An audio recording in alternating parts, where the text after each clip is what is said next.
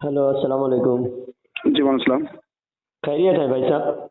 जी। अच्छा, आपके मोहल्ले से किसी ने मुझे बताया कि आपके बच्चे जो है अहले हदीस की मस्जिद में नमाज पढ़ते हैं। जी तो जी। भाई आप सुन्नी है तो आपके बच्चे को अहले हदीस की मस्जिद में क्यों भेजते हो भाई?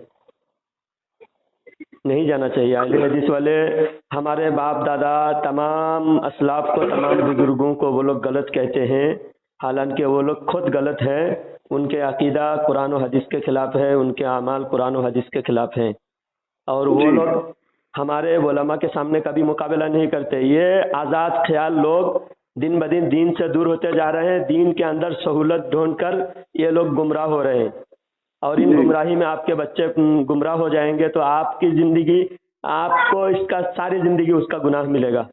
क्योंकि बच्चे सदकाए जारिया है, आमाल जारिया, सवाब जारिया है। बच्चे बच्चे सारी ज़िंदगी नेक अमल करेंगे, उसके माँ बाप को सवाब मिलेगा। तो मेरे भाई आप सख्ती से अपने बच्चों को सुन्नी मस्जिद में भेजें, सुन्नी उलमा से रब्ता करें, सुन्नी उलमा से तालीम दे। जी साहब। मेरे भाई बहुत अफसोस हुआ, किसी भाई ने मुझे बताया कि मैं बोलूँगा तो हो सकते बुरा मान जाए, इसलिए आप आलिम दीन है, आप अच्छी तरह ज़रा समझा दें। तो मैं समझाने के लिए आपको कॉल किया। तो मैं कभी हैदराबाद आऊँगा तो आपको इंशाल्लाह बिठा के आपके और आपके बच्चों को भी समझाऊँगा। मेरे भाई ईमान सबसे ज़्यादा कीमती है। अगर एक वक्त खाना ना मिले, इंसान भूखा भी मर जाए, फिर भी उतना वबाल नहीं है जितना ईमान हाथ से चला गया तो सबसे बड़ी दौलत चला गया। हमारे ईमान हम तक पहुंचाने के लिए कितने बुजुर्गों ने अपनी जान कुर्बान किया, कितने शहीद हुए, कितने सारी जिंदगी कुर्बान करके दीन हम तक पहुंचाए। और वो दीन एक ही मसलक है, वो 1400 साल से है। नए नए फिरके हर जमाने में पैदा होते रहेंगे, और हर फिरका जहन्नम में जाएगा। जितने नए पैदा हो रहे हैं सबके सब जहन्नम में जाएगा। जिस फिरके में, जिस जमात में हम हैं, सारे अल्लाह वाले, सारे अल्लाह के वली हमारी जमात में। मेरे भाई अल्लाह के वास्ते ज़रा अपने बच्चों का ख्याल रखो। इस तरह आज आले हदीस समझ रहे हैं, और फिर कादियानी भी दिन ब दिन बढ़ते जा रहे हैं। हैदराबाद शहर में और हैदराबाद के आसपास के इलाके में बहुत ज़्यादा तेज़ी से कादियानी फैल रहा है। कादियानी क्या है? हुजूर के नबूवत को नहीं मानते, हमारे नबी का कलमा छोड़ के दूसरे कलमा पढ़ रहे हैं। जी जी। तो ऐसे नए नए फिरके आएंगे। आज़ाद ख्याल बना दिए, जिधर जाओ नमाज हो जाती बोल के आज़ाद बना दिए, तो आहिस्ता आहिस्ता ऐसी आज़ादी आएगी कि अहले हदीस से फिर कादियानी हो जाएगा। आज जितने कादियानी हो रहा है ना, सबसे ज्यादा देवबंदी और अहले हदीस वाले कादियानी हो रहे हैं। बच्चे को जैसे कोई बोले कहते कि अव्वल वक्त में नमाज पढ़ना बेहतर है बोल के बोले, तो वो हिसाब से वहाँ पे अहले हदीस की मस्जिद को चले आ रहे हैं। मेरे भाई अव्वल वक्त हो या आखिर वक्त हो, किसी वक्त में नमाज पढ़ना बेहतर तब है जब इमाम सहीहुल अकीदा हो। कादियानी जब है काफिर, अहले हदीस है काफिर, वो अव्वल वक्त पढ़े तो भी नमाज नहीं होगी, आखिर वक्त में भी नमाज नहीं होगी। कौन बोला अव्वल वक्त की नमाज पढ़ना बेहतर है? ये वो नमाज में सुनो मेरे भाई, नमाज मुसल्लियों की सहूलत के हिसाब से नमाज पढ़ना बेहतर है, जहां मुसल्लियों को सहूलत हो। अल्लाह के नबी सल्लल्लाहु अलैहि वसल्लम मुसल्ली, जैसा ईशा की नमाज है, रात के एक तिहाई गुजरने से पहले नमाज पढ़ते थे, और सारे सहाबा मस्जिद में जमा हो जाते, जमात खड़ी होती थी। जी। उसमें अव्वल वक्त का जिक्र नहीं है।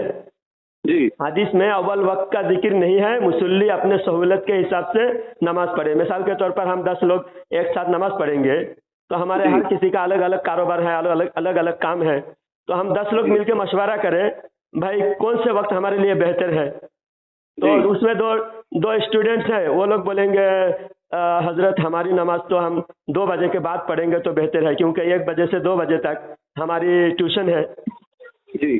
तो हम ट्यूशन छोड़ के नमाज पढ़ नहीं पाएंगे, और जमात से हम महरूम हो जाएंगे। तो हम 8 लोग हम ये सोचेंगे कि अगर 10 आदमी मिलकर जमात करेंगे तो ज़्यादा सवाब है, क्योंकि जमात ज़्यादा पब्लिक होंगे।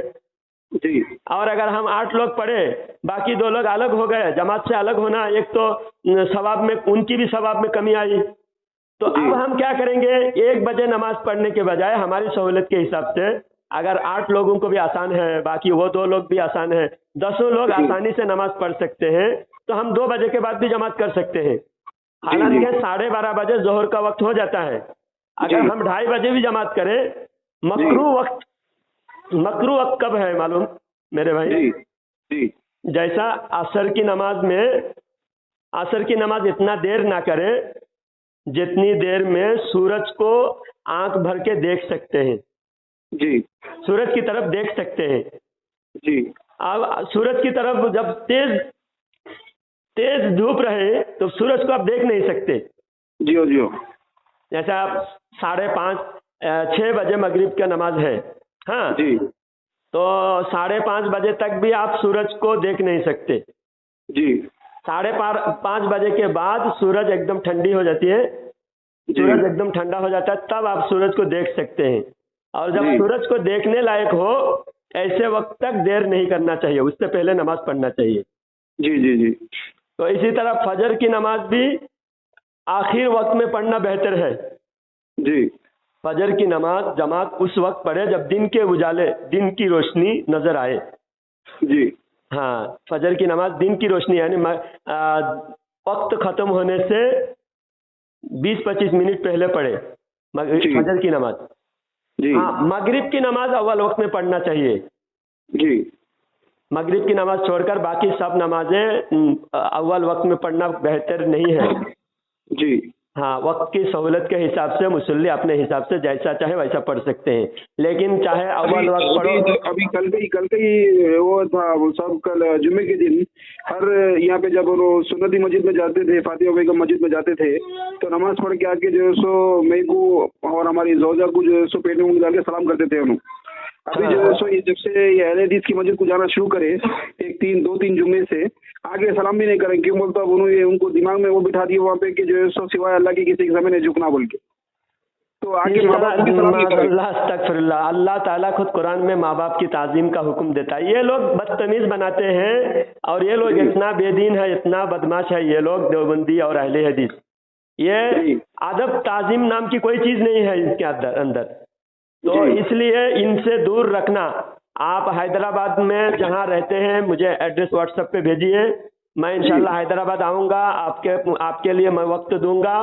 आपके मोहल्ले में और भी बच्चे जो अहले हदीस की मस्जिद में नादानी से जा रहे हैं जी जी, मेरे भाई सुनो, अहले हदीस वाले चाहे अव्वल वक्त में पढ़े या देर से पढ़े या अच्छी पढ़ाई हो उनकी मस्जिद में, उनकी आवाज़ अच्छी हो, कैसे भी हो, उनके पीछे हमें नमाज नहीं पढ़ना चाहिए। उनके ईमान नहीं है। उनकी किताबों में, उनके और देवबंदी तबलीग जमात वालों की किताब में 300 गलतियां हैं। अल्लाह और रसूल के खिलाफ उन लोगों ने 300 बातें लिखे। मैं आपको उसकी सारे रेफरेंस किताबों की शक्ल में आपको किताब के फोटो भेजूंगा, आप देख लेना। उनकी 300 कुफरिया अकीदा है मेरे भाई जी, काफिर है वो लोग, क्योंकि जाकिर नायक ये अहले हदीस का गुरु घंटाल जी, जाकिर नायक, उसका एक किताब है इंग्लिश में जी, उसमें लिखा हुआ है अल्लाह भी जमीन पर आ सकता है जी, इंसान की शक्ल में जी, इंसान की शक्ल में अल्लाह भी जमीन पर आ सकता है जी। हाँ, God the concept God in other religion, ये किताब का नाम है जाकिर नायक का, इंग्लिश में है। जाकिर नायक ने लिखा है कि अल्लाह इंसान की शक्ल में जमीन पे आ सकता है। अब बताओ हिंदू के अकीदे में और ये जाकिर नायक के अकीदे में क्या फर्क है? जी जी, हिंदू तो भी भगवान के, इंसान की शक्ल में भगवान आ गया करके बोलता है जी जी। तो इसलिए ये लोग कुरान हदीस के खिलाफ अकीदा गढ़ लिया है और इसकी वजह से नमाज इनके पीछे नहीं होती। ये कुरान का इनकार है, कुरान की बहुत सारे आयतों का ये लोग इनकार करते हैं, हदीस का भी ये खुले तौर पर इनकार करते हैं। कुरान और हदीस का नाम है सिर्फ अहले हदीस, हदीस का नाम लेके हदीस से धोखा देता है।